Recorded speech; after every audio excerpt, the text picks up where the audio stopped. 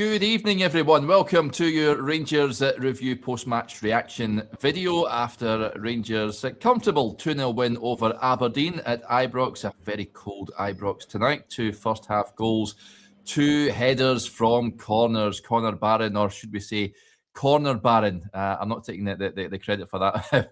Blair Malloy of this parish can take the credit for that one. But 2 corners from Baron and 2 headers. The first from Emmanuel Fernandez. That's 4 league goals for him. And Nico Raskin getting the other just before half-time. Rangers going in 2-0 up at the break, but they never weren't able to add to their tally in the second half. Aberdeen got themselves in some good positions, certainly first half and even second half as well, but Rangers kept them out, and it's a result that moves Rangers within 3 points of league leaders' Hearts and moves them 3 points ahead of Celtic. Joshua Barry is in the gantry. He's watched the match unfold live.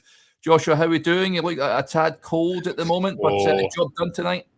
Yeah, I thought I'd worn too many layers when I stepped into Ibrox, and as the second half unfolded, I was very glad for my preparation. It's pretty cold. I thought it was... the second half was a bit dull, although Rangers played some nice stuff, but you absolutely take that. And the reason I flag it being dull is Rangers at points earlier in the season felt very, very far away, not just from winning, but from winning a game in the first half and being able to kind of see it out. Look, this team is not perfect, Derek. I thought at points they invited pressure with their play on the ball. You can see that Danny Rule is working with what he's got. James Tavernier finished the game in central midfield, and Aberdeen in the first half had 2 really good chances. Their number 14, whose name escapes me, twice kind of fluffed his lines in his own goal. Blakovic. However, that's looking at it from a bit of a pessimistic point of view. I thought overall Rangers deserved it. I thought that in moments they did play well, and it's about trying to sustain that level. But it's 10 wins from 13 for Danny Rule in the league. The set pieces, which I know we're going to come on to talk about, are making a huge, significant difference. Celtic, as far as I'm aware, I'll check this properly when I write my piece on set pieces. They've scored, I think, it's 1 or 0 set piece goals this season. It's very low. No more than 2. I'm going to give myself a bit of grace room. Rangers now have 11, as do Hearts. That could be significant, Derek.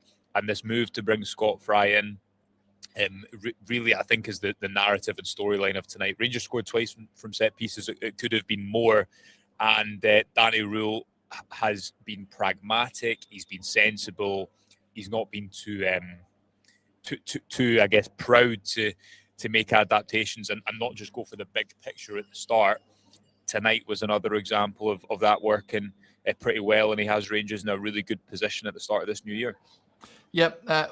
Well, one gripe from the game is I would have liked 1 or 2 more goals in the second half, but I mean, give me a comfortable 2-0 lead at halftime every day of the week. I thought Rangers were popping the ball around pretty well tonight, and at the set pieces, you're quite right to point that out. Headkeeper with points says, well played, Scott Fry, Barron, Fernandez and Raskin.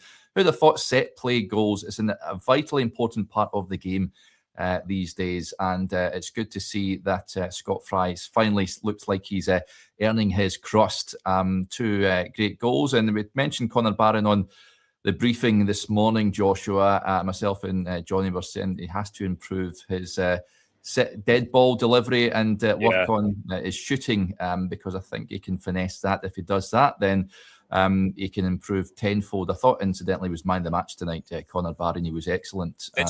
I would have given it Nico Raskin for me. Yeah, Raskin got it. I heard it on the PA, but I just thought Barron was excellent again tonight. And 2 assists, you can't argue with that. But when you've got Emmanuel Fernandez in your team, Joshua, it's a focal point. I lost Joshua. Sorry, I'm back with you. I think the Ibrox. There we go. Yeah, when you've got when you've got Manny Fernandez, I heard something like that. Derek, he's Rangers' top scorer in the league. He's Rangers' top scorer in the league. 4 goals, and he's just an absolute beacon to hit from set pieces. Let's give Connor Barron some praise. People tell us we don't give enough praise in this podcast. I think he has been very good. I think he Yeah, he has. The funny thing is about Conor Barron's set piece delivery at Parkhead is everyone was saying it in the WhatsApp group, but it was Johnny who said it on the podcast. So he's the one who kind of went on the record with it. But I thought he's been consistently good, really, under Rule, hasn't he? I don't think he's the number 6. And we know that we can talk about Silas Anderson. We'll maybe do that in the morning, Derek, or touch on it today. We've said for a long time that we believe Rangers are looking at this deep line kind of controlling midfielder this window. I think they still need that, but what Danny Rule has done, even tonight, he kind of goes with the team in the second half that played so well against Celtic. And that midfield three works quite nicely. Often it was Diomande sitting deepest. I think Barron and Raskin are both at their best when they can go and get after the game. And Barron, who I don't think he's had an assist at Rangers yet, puts in 2 fantastic balls. The first one, a floated one. The second one, the whipped onto the front post.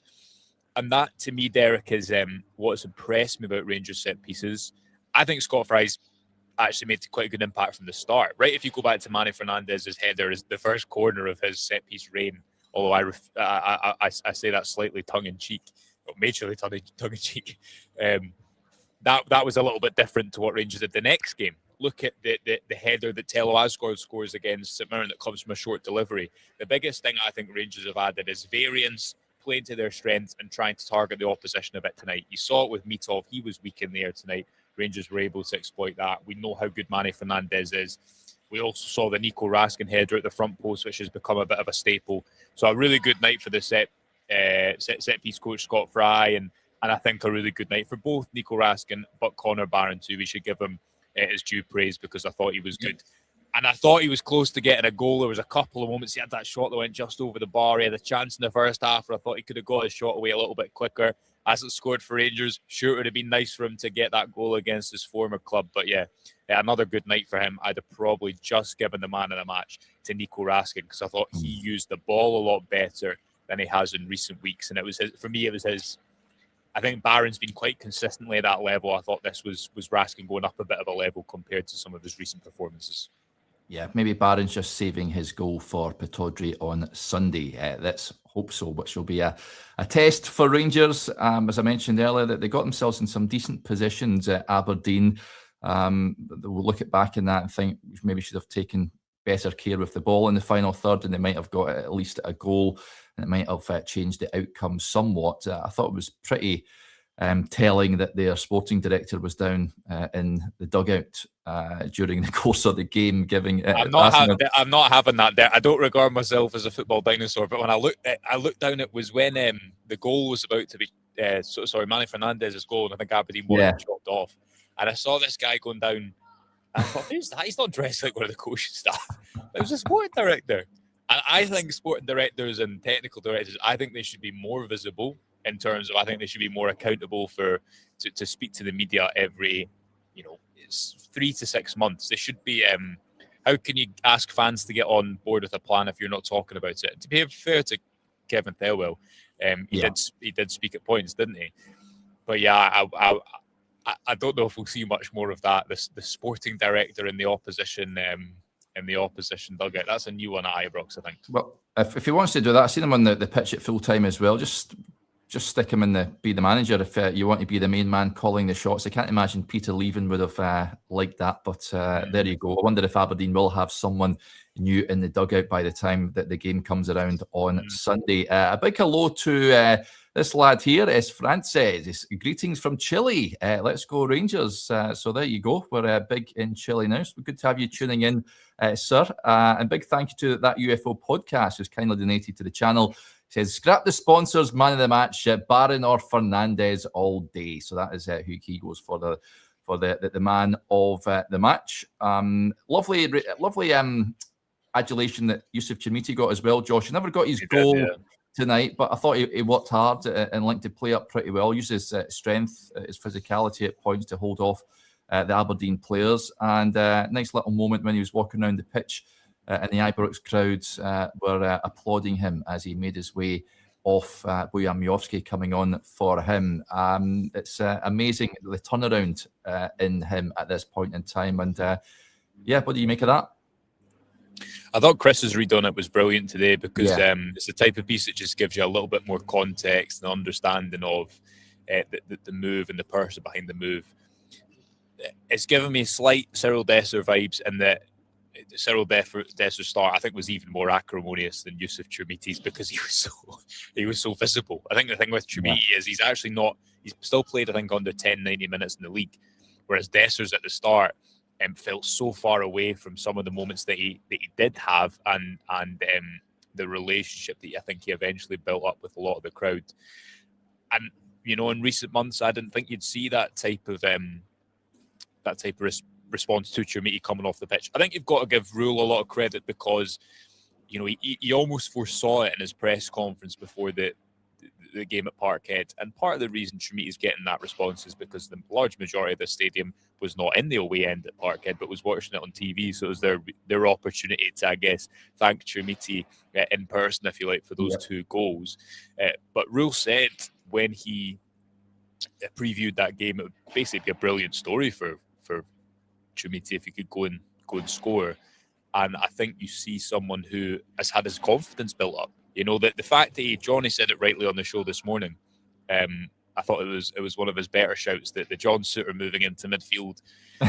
Did you enjoy that? Maybe choke on my dinner. Honestly, he should leave you two alone. But the what was, I can't even remember the good point what was I just speaking about? Chermiti. Yeah, Chermiti. Oh, the flick for the first goal. You miss how actually confident a finish it is. The nutmeg that he has near the Rangers fans in that second half against Celtic too. Confidence is just such an important aspect of players. And I think you see it with Tello Asgard tonight. He comes on, he scored those couple of goals. And I thought in moments he started to use the ball well, but then the end product isn't there. And he can, he's still kind of playing within his shell. He's not got the crowd on side like Chermiti has managed. What Chermiti has managed to do is turn that a bit, and I think his managers played a big part in helping him do so. Yeah, the Rangers fans like it and appreciate hard work, and we're getting that with Youssef, not so much Tello Asgard at this point in time. A few points coming in with regards to the second half, and the benches, one that I raised with Chris Joshua prior to the game, and we're on for the pre-match. Guardian Zero, the bench tonight shows we need signings ASAP, not a lot of strength in depth. No disrespect to these two lads, but I do not want to see Ravi Matondo and Kieran Dowell on a Rangers bench for too many games, to be honest. I want to see better quality brought in. And this point from here, and Smith must score, says that new players by the weekend is essential. Johnny raised a point on the show this morning, Joshua. He's not happy at the lack of signings at this point in time. Should he be more patient, do you reckon? I've got to say, I myself I'm expecting at least one in by this point. I mean, we've seen Hearts and Celtic strengthen. I think if Rangers are serious about winning this title, they're going to have to bring players in soon. Yeah, they are. And so far, and I don't think it's been for the want of trying. Myself and Chris have been on a lot of phones, have been in a lot of WhatsApp conversations, and what makes January so difficult. And I totally take your point, Derek, about Hearts and Celtic. But what makes January so difficult is obviously the fact that clubs know you're desperate to a degree that you need this done. That makes negotiations tough, and to some extent, it's a bit of a game of poker of who blinks first. Are you going to go over the valuation? Are you going to sit under it? Are you going to take the risk of not going to Pataudry with another player? Or are you going to make it happen and push the button? I think what you see quite often is clubs.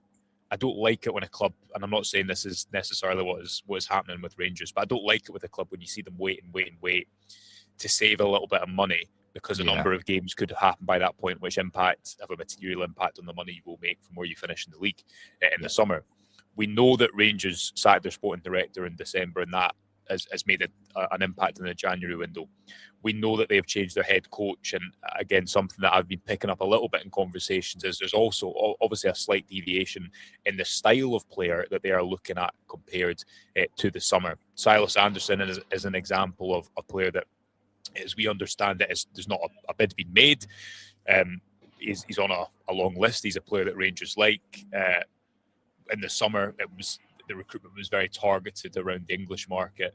However, since then it started to broaden out a little bit. Chris had a report out with the midfielder whose name escapes me again, which maybe isn't one for this window, but demonstrates that Rangers are looking slightly wider in the market. Some noises I've heard today, and speaking to Chris coming into Ibrox, that there's a bit of hope that Rangers will be able to push something over the line by the weekend.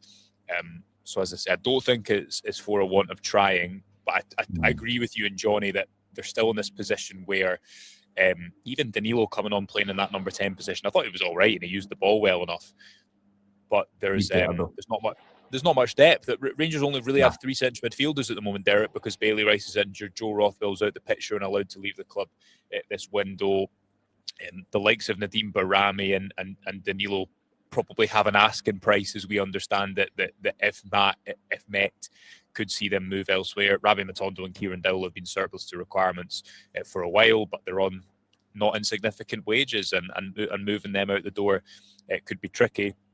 And Lyle Cameron and Finlay Curtis are both players you could see go on loan, but that is somewhat dependent on cover coming into, because both of those players have played minutes, and if they're going to go and develop elsewhere, then Rangers still need to bolster their squad. But I totally agree with you that Danny Rule does need help, doesn't he? And he needs. I think the phrase he used after Parkhead was he needs players with X factor. That's quite a big statement. And I think what he's saying is, look, I'm getting this team organised. I'm playing the margins well. I've lifted the mood. But what I need is, when I'm organising this team, I need someone to go and be what Václav Černý was last year, which is reliable when you get through and go. Jeji Kisama could be that player. He's not yet. He still has too many games like tonight where he's quiet and his end product, I think, was really poor. What Rule needs is a little bit more reliability. And I agree with you and Johnny that he does need it sooner rather than later. Yep. My concern is the board look at what Danny Rule is doing at the moment and they go, oh, he's performing with this squad. There's not a real urgency to get players in, but hopefully behind the scenes he's making his point clear that this squad still needs a lot of quality for me. I think Derek, that could be, you listened to Stephen Gerrard's interview with Ali McCoist a couple of weeks ago. I think that could have been a realistic fear in the past. I don't think Rangers' issue so far under the ownership has been spending money. It's obviously been how they've spent it. And it's not a case of, okay, they just, I think there is some interest in players who they looked at in the summer, and that is that is a topic of conversation. It's not as if they've totally ripped it up and started again, but there's different voices now, and it's a different market too. So I don't think that is the case. I think if anything, the appetite, as we understand it, has probably increased in the last couple of weeks. There was a feeling after Hearts that you're thinking, is the title done, and how will that impact Rangers' appetite? I think the last couple of weeks has really enhanced that as a huge opportunity to go for that Champions League money if you can make it. Yeah, the January window's obviously is just difficult, isn't it? Unfortunately, it is. But I said it before. Just pay the money, Rangers. Get these guys in. It could be the difference between winning or losing the league. Robert Burns has been on the whiskies. He's on the Glenmorangie tonight because he says get Odegaard, Rice and Kane in. So there you go. That's what is on his shopping list. So thank you for that one, Robert. There was a point as well. Mikey Moore came off incidentally at half-time. Dell says, do we know what happened with Moore? Managing his minutes is the line, I think, that's been mentioned at this point in time. Just taking care of him, which is just a precautionary more than anything else. And Robert gets back in touch, says, deal out for about 8. He came off, he sort of sat down, Joshua, and he looked to be in a bit of discomfort. We'll find out from Danny Rule what the sort of initial prognosis is on that one. Chris will be down in the press room for that, but let's hope it's nothing too serious. I thought he was good tonight, Joshua Diamande, just building on that second half performance at Parkhead. Yeah, I did. There's a couple of moments in that second half. There's one where he should have slid Gisama in earlier. I think that's just what was missing tonight. He should have taken a shot. Should have pulled the trigger. Yeah, I'd have liked him to play into Gisama, because I think Diamande shooting from outside the box is a bit of a lottery. He scored a few from outside the box, to be fair. No, I thought he was good. He did go straight up the tunnel. We'll get an update from that in the press conference. I thought that midfield three, as Neil says, I thought it worked well. They complement one another, but so clearly, I think what you and I are agreeing with watching that game realise I've gone very yellow, haven't I, with these lights at Ibrox. You've been beamed up by aliens. I've been beamed up. Let's not get into the alien chat again for those who are real Rangers review fans. But that's what you see. Not to hark back, but if Rangers have a Cherney tonight, or someone like that, someone who just is going to score you 18, 17 goals a season, I think that's the type of game that Rangers get a third goal and they go and win it 4-0. That's what they're really missing at the moment for me. It's players who take chances consistently. Gassama's still, 22 years old. You see in some games, I thought his end product against Motherwell, for example, was really good. He created a load of opportunities that night. Tonight, it didn't feel like he created much at all. You're looking for Asgard to do that, but he's not doing it consistently. That's what they need, as well as this number 6, as well as this cover at left back. To use Danny Rule's phrase, they need a bit of X factor at the top end of the pitch, because it's a lot of narrow wins. Set pieces are doing their job. Set pieces are the top scorers so far. But when the positive of Manny Fernandez being up there with 4 goals, there's also a negative side to that, and that you don't want your centre half to be your top scorer by this point in the season. Danny Rule needs some. You need some difference makers. Totally agree with you on that. I'm trying to think back. When's the last time a Rangers centre half was top scorer? Maybe, if I'm not wrong in thinking, maybe Lee McCulloch back in the lower league days when he was playing centre half. I mean, Lordson was pretty much scoring every game from the back. That was the League One, the Invincible season, I think. Back in the day. Back in the day, that was the proper Invincible season, not the Steven Gerrard one. The League One days under Ali. So there you go. I mean, listen, Emmanuel Fernandez could hit double figures this season. I would not bet against him doing that, which is, it's a real weapon for Rangers at this point, and he's really thriving. He was thrust into the team almost by default. And just on that, Nasser Giga, incidentally, his Burkina Faso team get beat convincingly by Ivory Coast today in the African Cup of Nations, so you'd imagine he'll be returning. Never played a minute of football over there, Joshua. What a waste of time that was. Shambles. That is I did not know that. That is a total shambles. Fernandez, Derek, could feasibly get into double figures. And I remember speaking to someone around the time of the transfer down at Peterborough, and they were saying, look, this guy's aerial, I still think tonight there's elements to his game that require work defensively. The ball over the top, the first one that the Aberdeen forward doesn't take advantage of, I think he's slightly out of position. Yeah. And at times I think he uses his frame to get back into position.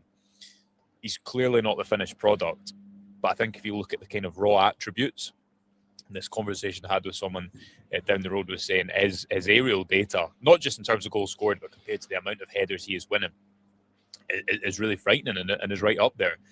And there's if I can go a little bit nerdy at the moment, Derek, if you don't cut me off, there's a heading stat, which I can't remember what it's called, but it's basically how data analysts use the statistic to measure the effectiveness of a player in the air. And in short, it shows that jumping power is a lot more important than just raw height. So you can get someone like Raskin, for example, who's not tall, but is effective at set pieces. I think Fernandez has both. So he's absolutely huge, but he also can, he can really hang in the air, and that's what makes him such a threat. It also then, I think, makes other players more dangerous, because you're not focusing on Nico Raskin. You're maybe having to double up on Manny Fernandez. You're not focusing on Tello Asgard because you're focusing on Manny Fernandez. So it's a huge plus point, and it's going to be a real threat for Rangers throughout the rest of the season. They just need to add some goals in open play too. Yep. Let's start on Sunday, please. Blue Nose John, who watches over in Frankfurt, says, what is the Penguin story about? This is the Aberdeen sporting director, I think, nicked a penguin one time, as you do. I've not really looked too much into that story, but he's a pretty unique character, put it that way. Good job for Rangers tonight. Not scintillating by any matter it means, but I did enjoy, certainly first half, I thought they're knocking the ball about well, and 2-0 up by half-time. More of that, please, and Rangers close the gap at the top. Right, big thank you to Joshua. Folks, keep your eyes peeled for that Danny Rule press conference. It'll be on the YouTube channel shortly. We'll be back tomorrow morning. Blair will be on with me, so we'll be joining you at 9:30 as usual. Until then, enjoy the rest of your evening. Bye for now.